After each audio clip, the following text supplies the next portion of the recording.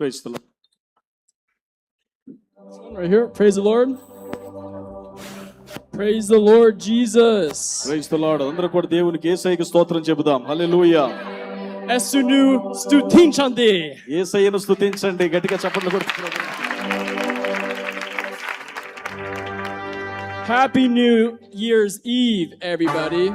ప్రతి ఒక్కరు కూడా మరి నూతన సంవత్సరానికి వెళ్ళడానికి ముందుగా మీకు ప్రత్యేక శుభాలు తెలియపరుస్తున్నాం.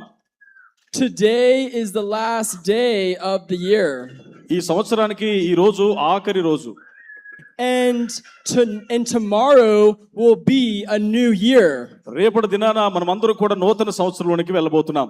Tomorrow will be 2026. మరి రేపు 2026వ సంవత్సరంలోనికి మనం అడుగు పెట్టబోతున్నాం. And it will never be 2025 again. మరలా మనం 2025వ సంవత్సరాన్ని చూడలేమండి. 2025 might have been the greatest year that you ever had. మరి 2025వ సంవత్సరం ఒక గొప్ప సంవత్సరముగా ఉంది. Or it might have been the worst year that you've ever had. ఒకవేళ జరిగినటువంటి కార్యాల్లో ఎటువంటి విధమైనవి ఉన్నా, but no matter what year you had, tomorrow is going to be another year. మరి గడిచిన సంవత్సర కాలం అంతా కూడా ఏదైనా మేలులు పొందినా, ఒకవేళ ఉపకారాలు పొందినా పొందకపోయినా, రేపు అనగా నూతన సంవత్సరం అనేది ప్రభు మనకు ఇవ్వబోతున్నాడు. You can't travel back in time and rewind the clock. మరి గడిచినటువంటి కాలం అంతా కూడా ఒక గడియారం ఏ విధంగా సమయం అంతా గతించిపోతుందో ఆ విధంగా కాలం అంతా కూడా గతించిపోయింది. You can't take back the words that you say or the decisions that you make. ఏదైతే తీర్మానాలు తీసుకున్నావో మరలా కూడా మాటలకి మాట్లాడటానికి కూడా సమయం రాదండి.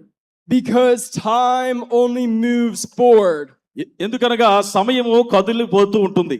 And just like time, life only moves forward. మరి కాలం అనేది జీవితంలో గడిచిపోతూ ఉంటుంది, సమయం ఇప్పుడు కూడా వెళ్ళిపోతూనే ఉంటుంది. Today's passage of scripture I'm reading from 1 Corinthians chapter 1 verse 25. కొరింథీయులకు రాసిన మొదటి పత్రిక 1:25 వచనం మనం ఒకసారి చదువుదాం.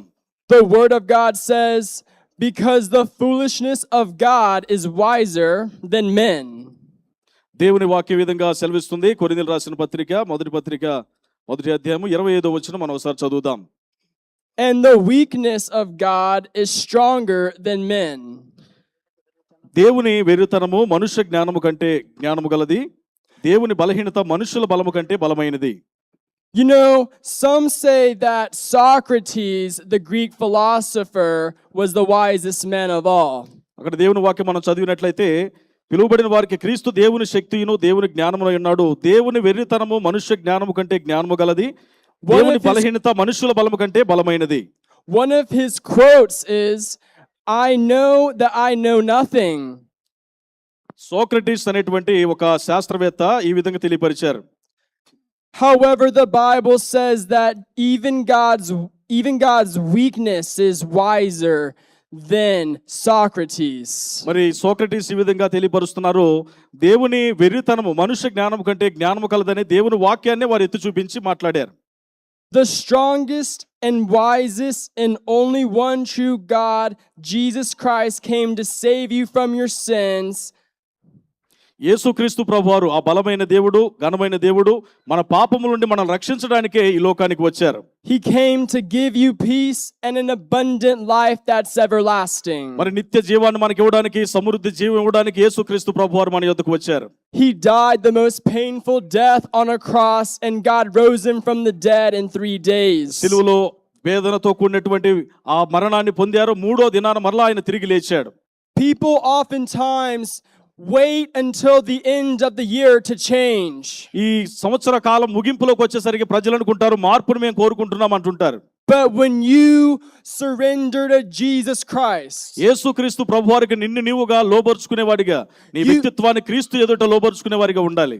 You don't have to wait until the end of the year. మరి ఈ అంత్య దినములో అంటే ఈ సంవత్సరానికి ఆఖరి రోజు మనం వచ్చి ఉన్నాం. ఈ ఆఖరి ముగింపుకు వచ్చినప్పుడు ప్రభువును మనం వేడుకోవాలి. Because the moment that you surrender your life to Jesus Christ, He immediately changes you. యేసుక్రీస్తు ప్రభువారి యొద్దకు వచ్చి నా మనసును మార్చు ప్రభువా, నాకు రూపాంతర అనుభవం అనుగ్రహించమని మనం ప్రార్థన చేసినప్పుడు దేవుడు వెంటనే అనుగ్రహిస్తారు. Let's forget what lies behind us and focus on moving forward. మరి గతించినవి కాలంలో ఏమి జరిగినా వాటన్నిటిని మరిచి ముందున్న వాటి వైపుకే మనం చూస్తూ వేగంతో ముందుకు వెళ్ళాలి.